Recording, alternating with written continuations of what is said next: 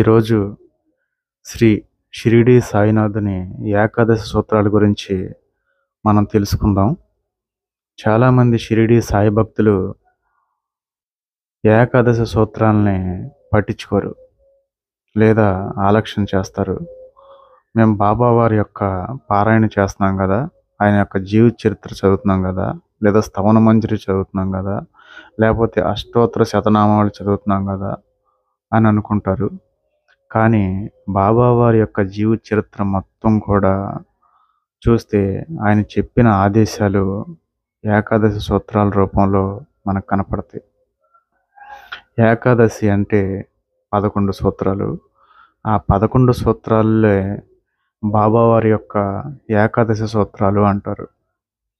ప్రతి సాయి భక్తుడు కూడా ముందు ఏకాదశి సూత్రాల గురించి తెలుసుకోవాలి. ఒకటికి 10 సార్లు, కుదిరితే 100 సార్లైనా సరే అందులో ఉన్న సూక్ష్మాతి సూక్ష్మమైన పదాలని, వాక్యాలని అర్థం చేసుకొని వారి యొక్క జీవితంలో ఆచరించడానికి ప్రయత్నం చేయాలి. అసలు బాబా ఏం చెప్పాడు అనేది ప్రతి సాయి భక్తుడు కూడా ఈ ఏకాదశి సూత్రాల ద్వారా తెలుసుకొని వారి యొక్క జీవితంలో అనుభవపూర్వకంగా సాధించాలి.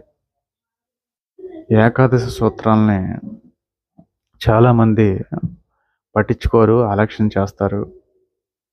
కానీ బాబా వాగ్దానం చేసినవి ఈ ఏకాదశి సూత్రాలు. అందుకనే ఖచ్చితంగా సాయి భక్తుడే కాదు, మిగిలిన అందరు భక్తులు కూడా సాయినాథుడి యొక్క ఏకాదశి సూత్రాల గురించి ఖచ్చితంగా తెలుసుకొని మననం చేయాల్సిన అవసరం ఎంతైనా ఉంది. సమస్యలు పోవాలి అంటే ఖచ్చితంగా బాబాను పట్టుకోవాల్సిందే. ఇప్పుడు ఏకాదశి సూత్రాల గురించి మనం తెలుసుకుందాం. ఫస్ట్ ఏకాదశి సూత్రం, షిరిడి ప్రవేశమే సర్వ దుఃఖ పరిహారం. ఎవరైతే బాబా వారి యొక్క షిరిడి ఉందో ఆ షిరిడిలో ఎవరైతే ప్రవేశిస్తారో ఆయన ఫస్ట్ పాయింట్లోనే చెప్పేశారు, ఎవరైతే షిరిడి వస్తారో వారికి సర్వ దుఃఖ పరిహారం అన్నారు. రెండో పాయింట్లో ఆర్తులైననేమి, నిరుపేదలైననేమి ద్వారకామాయిలో ఎవరైతే ప్రవేశిస్తారో వాళ్ళు ఖచ్చితంగా సుఖ సంపదలు పొందగలరు అన్నారు. ఆర్తిగా వచ్చేవాళ్ళు ఉంటారు బాబా దగ్గరికి, కొంతమంది నిరుపేదలు వస్తారు. ఎవరైనా సరే ద్వారకామాయిలో ప్రవేశించారు అంటే వాళ్ళు ఖచ్చితంగా సుఖ సంపదలు పొంది తీరతారు అని బాబా రెండో వాగ్దానం చేశారు. మూడో వాగ్దానం, ఈ భౌతిక దేహానంతరము నేను అప్రమత్తుడను అని అన్నారు. అంటే ఆయన శరీరం విడిచిన తర్వాత కూడా నేనున్నాను అని చెప్తున్నారు. నాలుగో పాయింట్, నా భక్తుల రక్షణ నా సమాధి నుండియే వెలువడును అన్నారు. అంటే బాబా వారి యొక్క భక్తులు ఎవరైతే ఉంటారో వారి యొక్క రక్షణ బాధ్యత వారి సమాధి నుండియే వెలువడుతుందంట. అంటే అక్కడి నుంచే వాళ్ళు అనుగ్రహిస్తారు. ఐదో పాయింట్, సమాధి నుండియే నేను సర్వ కార్యాలు నిర్వహిస్తాను అని అంటున్నారు. బాబావారు వారి యొక్క కార్యక్రమాలన్నీ కూడా భక్తుల కార్యక్రమాలు వారి కార్యక్రమాలే కదా.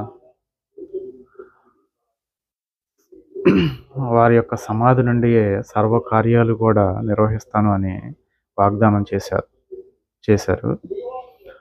తర్వాత ఆరో పాయింట్, నా సమాధి నుండియే నా మానుష శరీరం మాట్లాడుతుంది అని అన్నారు. ఎవరైతే ఆయన్ని భక్తిగా గాఢంగా భక్తిలో ఉంటారో వాళ్ళకి ఖచ్చితంగా ఆయన మాట్లాడతాను అని చెప్తున్నారు.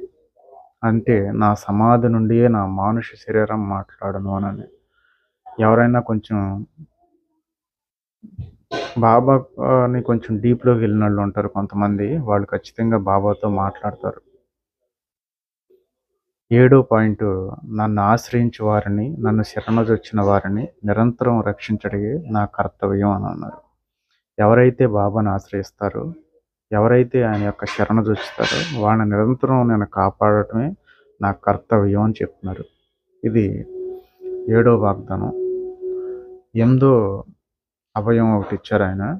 నా యందు ఎవరికి దిష్టియో వారి యందే నా కటాక్షం కలదు అని. ఇది ఒక అభయం అనమాట అందరికీ, ఆయన భక్తులకి. నా యందు ఎవరికి దృష్టియో వారి యందే నా కటాక్షం కలదు అని అన్నారు. ఆయన నువ్వు నన్ను చూస్తే నేను నిన్ను చూస్తాను అంటున్నారు. ఇది 8వ పాయింట్. 9వ పాయింట్లో ఆయన ఇచ్చిన అభయం, మీ భారాలను నాపై పడవేయుడు నేను మోసేదను అని అన్నారు. బాబా తమ భక్తులకి ఏం చెప్తున్నాడు? మీ భారాలను నాపై పడవేయుడు నేను మోసేదను అని చెప్తున్నారు.